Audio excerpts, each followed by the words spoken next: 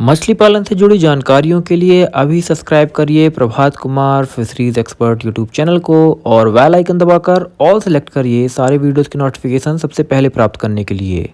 दोस्तों, आप मछली पालन करते हैं तो आपको ये चीज तो जरूर समझ में आ रही होगी कि मछली पालन में जो आपके मछली को दाना खिलाने का खर्च है वो एक इतना बड़ा खर्च है कि मछली के सारे खर्च एक तरफ, मछली को दाना खिलाने का खर्च एक तरफ, बहुत बड़ा खर्च होता है। और आज के समय पे चाहे आप रॉ मटेरियल देखें मछली को दाना जिससे आप फार्म पे खुद बना सकते हैं, या फिर आप बना बनाया फीड यदि किसी कंपनी का लेते हैं, तो आपको एक चीज तो समझ में आ गई होगी कि दिन प्रतिदिन जो मछली का फीड है उसकी कॉस्ट आसमान छूती चली जा रही है। ऐसे में आप प्रोडक्शन तो ठीक ठाक कर लेते हैं, लेकिन चूंकि आप मछली के फीड को खिला के ही इतना ज्यादा पैसा इन्वेस्ट कर चुके होते हैं मछली पालन में कि कई बार आपका प्रॉफिट आपके पास आ नहीं पाता है।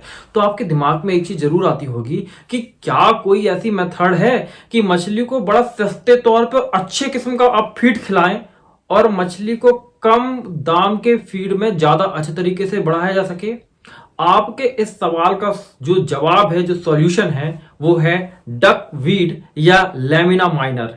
क्या होता है डकवीड, किस तरीके से इसका कल्चर किया जाता है, अपने फार्म पे उसका उत्पादन कैसे करेंगे, कितना खर्च आएगा, किस तरीके से कितना उत्पादन हो जाएगा आपके साल भर में, मछलियों को फीड के तौर पे किस मेथड के तहत आपको उसको खिलाना होगा, किन सावधानियों का ध्यान रखना होगा, कंप्लीट जानकारी, संपूर्ण जानकारी आज के इस वीडियो में आपको देने वाला हूं। बने रहिए दोस्तों इस वीडियो के आखिरी तक। लेकिन वीडियो को शुरू करने से पहले यदि आपने इस चैनल को दोस्तों अभी तक सब्सक्राइब नहीं किया है, चैनल को सब्सक्राइब कर लीजिए। साथ ही दोस्तों आप वीडियो आते हैं, देखते हैं, चले जाते हैं, लाइक नहीं करते हैं, लाइक करिए इस वीडियो को। नीचे जो आपको एक लाइक का बटन दिख रहा होगा उसमें जाके क्लिक करिए, वीडियो को लाइक करिए, वीडियो को शेयर करिए ज्यादा से ज्यादा मछली पालकों के पास में, क्योंकि आप ना लाइक करते हैं ना आजकल कमेंट करते हैं, चैनल को सब्सक्राइब करना भी भूल गए हैं और वीडियो तो शेयर करते ही नहीं है। तो ये सारे काम आपको करने हैं। चलिए मैं आपको बताता हूं कि किस तरीके से आप डकवीड का कल्चर करेंगे और उसे मछली पालन में इस्तेमाल करेंगे, कितना खर्च आएगा, किस तरीके से आप इसमें अपने मुनाफे को मछली पालन का बढ़ा सकते हैं। नमस्कार, मेरा नाम है प्रभात कुमार फिशरीज एक्सपर्ट और आपका स्वागत करता हूं आज की एक और बेहतरीन, खास और जबरदस्त वीडियो में। दोस्तों, मछली पालन में मछली के फीड के तौर पर एक सुपर फूड जो चीज है वो है लैमिना माइनर, जिसे डकवीड कहा जाता है। डकवीड एक ऐसा एक्वेटिक प्लांट है जो पानी के ऊपर तैरता रहता है। इसमें अमूमन एक पत्ती, दो पत्ती, चार पत्ती तक आपको देखने को मिलती है और नीचे एक आपको जड़ देखने को मिलती है जो अमूमन खोखली होती है, जिसके अंदर वायु भरी होती है और ये पानी के ऊपर लगातार तैरती रहती है, यानी कि ये फ्लोटिंग एक्वेटिक वीड्स होते हैं।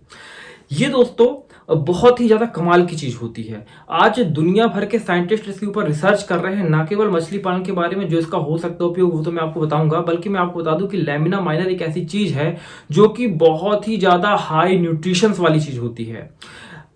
पशु तो छोड़िए, जानवर, पशु के चारे के तौर पे इसका इस्तेमाल हो रहा है, मछली के चारे के तौर पे इस्तेमाल हो रहा है, बकरी के चारे के तौर पे इसका इस्तेमाल हो रहा है। और ये सब तो बहुत छोटी चीज होगी। आजकल इसके न्यूट्रिशन वैल्यू को देखते हुए जो डाइटिशियंस है, जो मतलब न्यूट्रिशन एक्सपर्ट्स होते हैं, वो इंसानों को भी इसे खाना चाहिए ऐसा रिकमेंडेशन देते हैं। और विदेशों में तो इसके पाउडर वगैरह भी सेल होते हैं। जो लोग नेचुरल प्रोटीन पाउडर पाना चाहते हैं वो एक्वेटिक वीड्स यानी लैमिना माइनर का जो पाउडर होता है उसका इस्तेमाल करते हैं। यानी इतनी खतरनाक, इतनी ज्यादा बेहतरीन चीज है।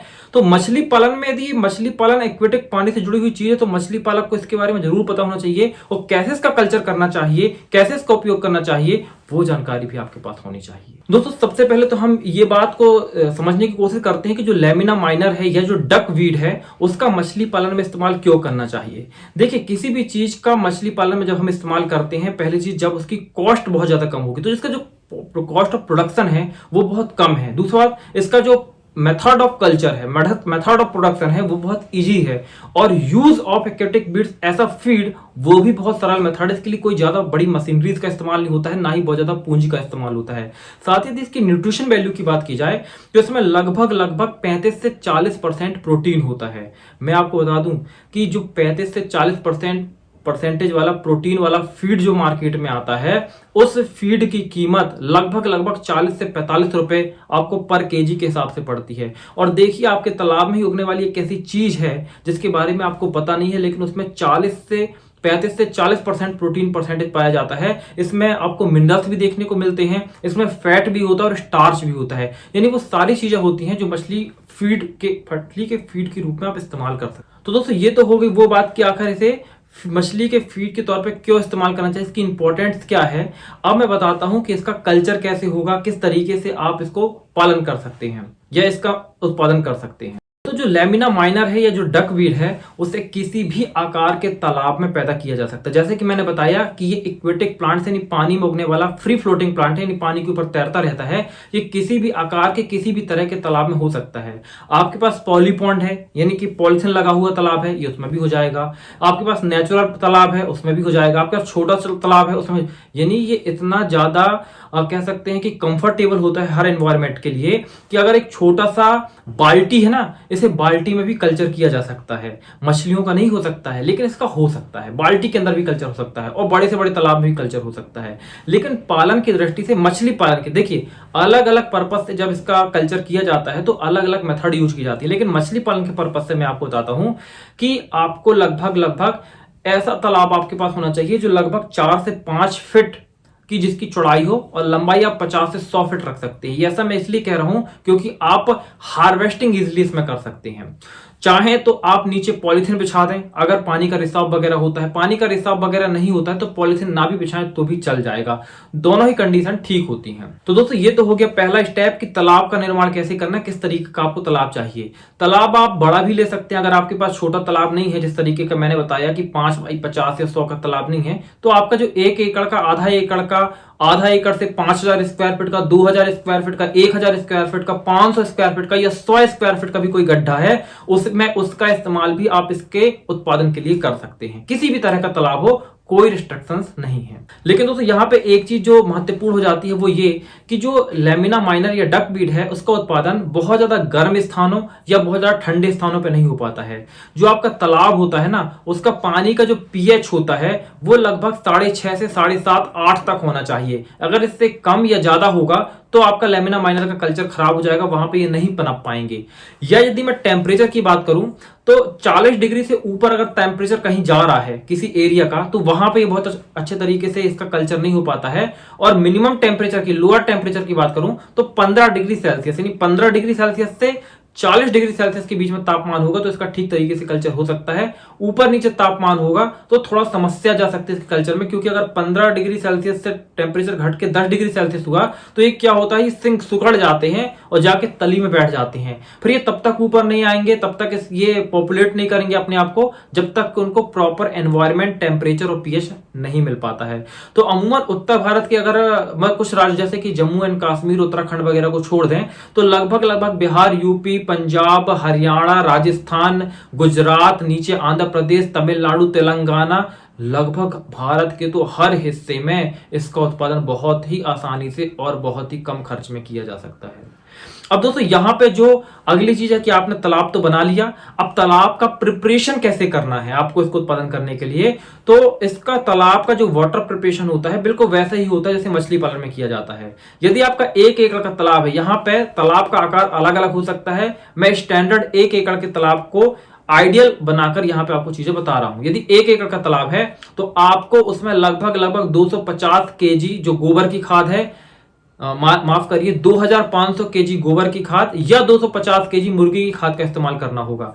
शुरुआत में आप फर्स्ट जब आप तालाब को तैयार कर रहे हैं, आपने पानी भरा, उसके बाद में आप कम मात्रा में गोबर की खाद डालेंगे। जैसे कि शुरुआत में आपने 500-700 किलो 1 एकड़ में गोबर की खाद डाल दी, उसके बाद हर महीने लगभग 200 किलो आपको गोबर की खाद डालते रहना है। चूना भी इसमें डालना होगा, तो चूना शुरुआत में 50 किलो 1 एकड़ में आपको डाल देना है और उसके बाद लगभग हर महीने आपको 15 से 20 किलो चूना तालाब में डालते रहना है। पानी का प्रिपरेशन यहां पे खत्म हो जाता है। अब इसके बाद जब आपका पानी प्रिपेयर हो गया तो बात आती है कि डकवीड या लैमिना माइनर के बीज कहां से मिलेंगे आपको। जो पौधे हो गए जो तालाब के अंदर वृद्धि करेंगे वो कहां से लेकर आएंगे आप। देखिए लैमिना माइनर आप यहां पे इमेज में देख सकते हैं कि कैसा दिखता है। आप अपने आस पास के किसी भी तालाब में, पुराने तालाब में जाके देखेंगे तो ये आपको वहां पे मिल जाएगा। कई बार तो पूरे तालाबों में भरा हुआ मिल जाता है। 1 एकड़ के लिए लगभग 5 किलो लैमिना माइनर या डकवीड पर्याप्त होता है, ये पूरे तालाब में फैल जाता है। यदि आपको संदेह है कि आपके आसपास ये सही मात्रा में उपलब्ध नहीं हो पाएगा, सही प्रजाति उपलब्ध नहीं हो पाएगी, जो आप देख रहे हो वो सही प्रजाति है या नहीं है, तो संतुष्टि और सही कल्चर के लिए, क्योंकि अलग अलग प्रजातियों में प्रोटीन आदि का परसेंटेज भी अलग अलग हो सकता है, सही चीज आपको आपके पास पहुंचे, इसके लिए अमेजोन पे लेमिना माइनर या डक बीट के नाम से इसके सीड अवेलेबल हो जाते हैं। आप वहां से इसे परचेज कर सकते हैं, या आपके आसपास कोई जो कृषि केवीके होता है ना, कृषि विज्ञान केंद्र, या कोई एग्रीकल्चर डिपार्टमेंट का व्यक्ति आपके संपर्क में हो, आप उससे संपर्क कर लीजिए, वो ये आपको उपलब्ध करवा देंगे। अमेजोन से आप लेना चाहते हैं, लिंक मैं वीडियो के डिस्क्रिप्शन में दे दूंगा, वहां से भी जाके आप परचेज कर सकते हैं। लोकल भी ले सकते हैं या एग्रीकल्चर विभाग से पता करके आप इसको खरीद सकते हैं। तो आपको 1 एकड़ के लिए लगभग 5 किलो जो इसके पौधे हैं वो लेके आना है और इसे आपके तालाब में छोड़ देना है। लेकिन तालाब में छोड़ने से पहले आपको पौधों को उपचारित करना होगा, क्योंकि कहीं से भी किसी भी तालाब से आप लेके आएंगे, हो सकता है कोई उनमें बीमारी हो और आपके तालाब को आके वो दूषित कर दे। उपचारित करने के लिए क्या करेंगे? उपचारित करने के लिए आप लगभग 50 लीटर पानी लेंगे और उसमें 5 ग्राम पोटेशियम परमैंगनेट KMNO4 जिसे कहा जाता है, लाल दवा भी जिसे कहा जाता है, उसको डाल के घोल के मिला लेंगे और घोल तैयार करेंगे। उसके बाद इस जो प्लांट आप लेके आए हैं किसी दूसरे तालाब से कहीं से भी, उसको उसमें 30 सेकंड के लिए डिप करेंगे और 30 सेकंड के बाद उसे निकालकर आप सीधे उसे तालाब में छोड़ सकते हैं। अब दोस्तों आपने तालाब बना लिया, तालाब का पानी प्रिपेयर कर लिया, उसमें आपने डक बीट के जो बीज हैं या कह सकते हैं जो प्लांट है आपने तालाब में रोपित कर दिए, ठीक है। अब सवाल आता है कि इसके बाद उसका रख रखाव कैसे करना है।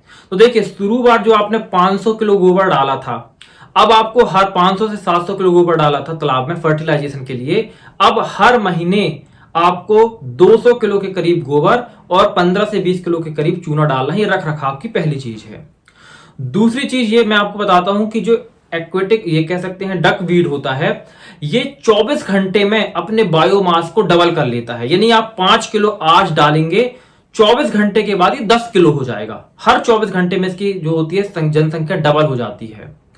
और 10 दिन के लगभग आप देखेंगे कि जो आपने 5 किलो तालाब में डाला है, पूरा तालाब आपका इसका भर जाएगा।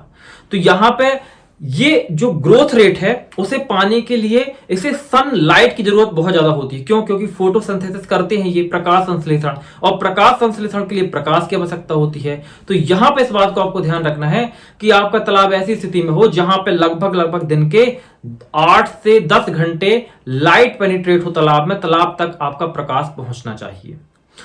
तीसरी यहां पे चीज आपको क्या ध्यान में रखनी है? पानी का बहाव। जो डक वीड है, जो लेमिना माइनर है, ये बहते हुए जो करंट वाला वाटर होता है, जैसे कि नहरों का पानी होता है, जैसे कि नदियों का पानी होता है, वहां पर नहीं पनप पाते हैं। ये स्थिर जल में पनपते हैं, जो रुका हुआ पानी होता है उसमें पनपते, उसमें वृद्धि करते हैं। तो तालाब को आपको ऐसा बनाना है कि उसमें पानी का मूवमेंट ना हो, पानी स्थिर हो। अगर पानी का मूवमेंट होगा तो इनकी ग्रोथ आपको देखने को नहीं मिलेगी। ये 3 चीजें केवल आपको रख रखाव में करनी है, इसके अलावा तालाब में आपको और कुछ भी नहीं डालना है। यहां पे अगली चीज है, आपके मन में सवाल आता होगा कि सर डिसीज मैनेजमेंट कैसे करेंगे, बीमारियों से कैसे बचाएंगे इसको। मैं आपको बता दूं, लेमिना माइनर में कोई जो डक वीड में कोई बीमारी नहीं आती है। तो बीमारी के प्रति आपको निश्चिंत रहना है। बस इस बात का ध्यान रखना है कि जब आप तालाब में लेमिना माइनर का जो सीड है या पौधे हैं, जो प्लांट है, उसको आप छोड़ रहे होते हैं, उस समय उसको उपचारित जरूर कर लेना है। बस इतना ध्यान रखना, बाकी इसमें कोई बीमारी वगैरह भी नहीं। अब ये हो गया दोस्तों रख रखाव आदि कार्य संपन्न। अब लगभग आप देखेंगे कि इसकी जो ग्रोथ रेट होती है वो बहुत तेज होती है। तो 10 दिन में आपका 1 एकड़ का जो पूरा तालाब होगा वो पूरा लेमिना माइनर से भर जाएगा। तो आपको क्या करना है? 5 से 10 किलो के लगभग संख्या में वहां पे लेमिना माइनर को छोड़ के बाकी पूरा आपको हार्वेस्ट कर लेना है। हार्वेस्ट करने के लिए आप जो मच्छरदानी होती है ना, उसका जाल बना के उससे हार्वेस्टिंग कर सकते हैं। या ये पानी के ऊपर चूंकि तैरता रहता है, तो आप किसी साइड से अगर लकड़ी का एक गत्ता से इसको धकेलते लाएंगे तो ये पानी के ऊपर तैरता हुआ पूरा एक साइड जाएगा, वहां से आप इसे कलेक्ट करके बाहर निकाल सकते हैं। या आप एक जो कह सकते हैं मच्छरदानी का होता है, उसका एक हापा तैयार कर सकते हैं, उससे भी इसे बाहर निकाल सकते हैं। मैंने यहाँ पे देखो आपको शुरू में बताया था कि लगभग जो 5 फीट चौड़ा और 40-50 फीट लंबा तालाब बनाइए। मैंने इसलिए कहा था क्योंकि वहां पे इसकी हार्वेस्टिंग बड़ी इजी हो जाती है। अगर आप मच्छरदानी को देखेंगे, अगर आप उसका एक छोटा सा जाल तैयार करेंगे तो लगभग वो 5 फीट की उसकी आपको लंबाई मिल जाती है ना। और इसकी जो पानी की गहराई है वो लगभग आपको 2 से 3 फीट रखनी है। तो 2 से 3 फीट उसकी ऊंचाई भी आपको देखने को मिल जाएगी। तो इस तरीके से एक मच्छरदानी का अगर आप जाल चला के इसको बनाएंगे तो पूरा ही उसके माध्यम से आप इसे हार्वेस्ट कर लेंगे। क्योंकि बड़ा अगर 1 एकड़ का, 2 एकड़ का, 3 एकड़ का तालाब है तो हार्वेस्टिंग में प्रॉब्लम जाती है, फिर वहां पे आपकी लेबर कॉस्ट बढ़ जाती है। यहाँ पे अगर छोटा सा तालाब होगा तो आप स्वयं ही यहाँ पे हार्वेस्टिंग कर लेंगे, किसी हार्वेस्ट करने वाले को आपको नहीं बुलाना पड़ेगा। तो दोस्तों यहाँ पे हर 10वें दिन आपको इसकी हार्वेस्टिंग करनी है, क्योंकि इसकी ग्रोथ बहुत तेजी से होती है। अब यहाँ पे आपकी हार्वेस्टिंग हो गई, फिर अगला सवाल आता है अब उत्पादन तो हो गया, इसका मछली पालन में मछली के फीड के तौर पे कैसे इस्तेमाल करना है। तो यहाँ पे ध्यान रखिए, सीधे तौर पे आपको मछली के फीड के तौर पे इस्तेमाल नहीं करना है। देखिए, अगर आप ना मागुर मछली को पाल रहे हैं, आप अगर सिंगी मछली को पाल रहे हैं, तो वहां पे आप इसे फीड के तौर पे ना दें, मेरा ये रिकमेंडेशन होगा। क्यों ना दें? क्योंकि उन मछलियों को बहुत ही ज्यादा फॉर्मुलेटेड फीड की आवश्यकता पड़ती है।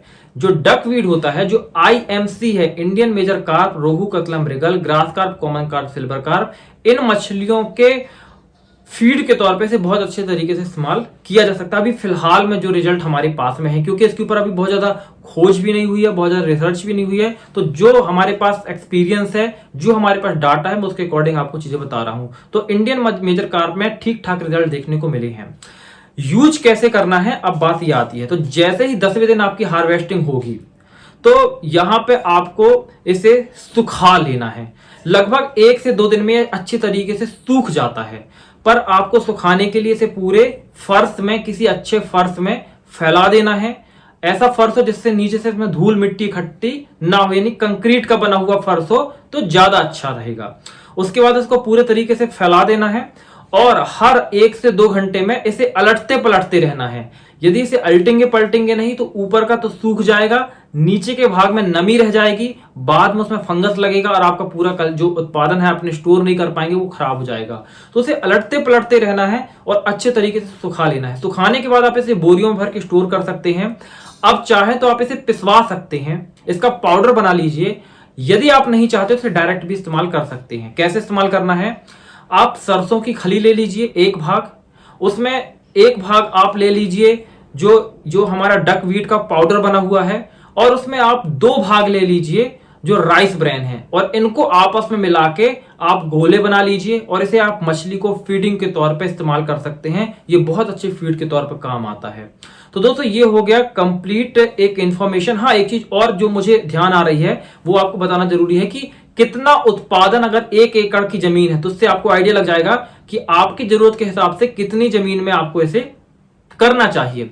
तो यदि 1 एकड़ की जमीन है और 1 साल के उत्पादन की बात करें, क्योंकि अगर आप 1 साल में देखें तो हर 10वें दिन में इसका आप उत्पादन ले लेते हैं, तो लगभग 36 बार 1 साल में आप इसका उत्पादन ले सकते हैं।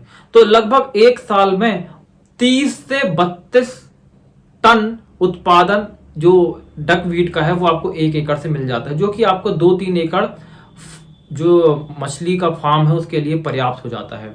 तो इस तरीके से इसे मछली के दाने में मिलाना है, मछली का फीड तैयार करना है और इसे मछलियों को खिलाना है। आप देखेंगे कि इसका जो कॉस्ट है वो बहुत कम है। अगर मैं इसकी कॉस्टिंग की भी थोड़ी सी आपको बात कर लूं, डिस्कस कर लूं ना, तो देखिए गोबर की खाद आपको इस्तेमाल करनी है। मान लीजिए 1 एकड़ में भी आप उत्पादन कर रहे हैं तो 200-2,500 से 3,000 केजी, और यदि आप चूने का इस्तेमाल करें तो 200 केजी चूना आपको लग जाएगा। तो इतने चीजों को, और प्लस इसके साथ में लेबर की कॉस्ट आपको लगेगी, क्योंकि हर 10वें दिन कम से कम 2 दिन के लिए आपको एक लेबर लगेगी जो तालाब से इसको निकाल के लाएगा। तो चूंकि इसको सुखाने के समय इसको बार बार आटना पलटना पड़ता है, तो एक लेबर लगभग आपको लग जाती है, क्योंकि वो लगातार एक साइड से पलटेगा फिर दूसरी साइड से पलटेगा, लगातार पलटता रहता है। तो पूरे साल का अगर आप इसका कॉस्ट भी देख लें बहुत अधिक जोड़ के, तो 10 से 15,000 से इसकी ज्यादा कॉस्ट बिल्कुल भी नहीं जाएगी, और आप इसमें भरपूर मात्रा में इसको उत्पादन ले सकते हैं, जो आपके फीड की कॉस्ट को, जो दाने का खर्च है उसे घटाकर मछली पालन में लगभग जो 100 रुपए जहां पे आपका दाने का खर्च हो रहा है, वहां पे 55 से 60 रुपए ही आपका खर्च होगा, क्योंकि लैमिना माइनर या डक वीड का जो प्रोडक्शन हो रहा है, इससे आपकी फीड की जो डिमांड है वो कम हो जाएगी, इसी से आपकी फीड की डिमांड पूरी हो जाएगी।